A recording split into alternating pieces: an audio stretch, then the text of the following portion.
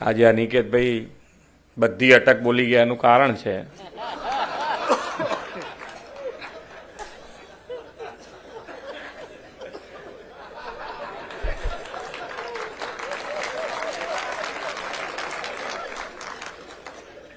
એમને અમે ચૂંટાયા પછી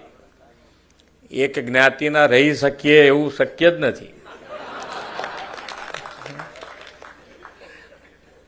અને સામાજિક સમરસતાથી જ અમે ચૂંટાઈએ છીએ બધાના વોટ મળે તારે ચૂંટાઈએ ને કે એક વ્યક્તિનું કે એક જ્ઞાતિના વોટથી થોડા ચૂંટાઈએ એટલે એમણે થોડુંક યાદ આવી ગયું એમને ઇલેક્શન આજે યાદ આવી ગયું એમને પેલા 3 વર્ષ થયા ને અમને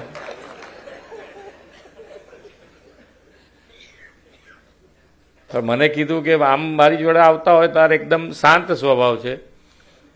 અને શાંત સ્વભાવ હોય ને એ કામ વધારે લઈ જઈ શકે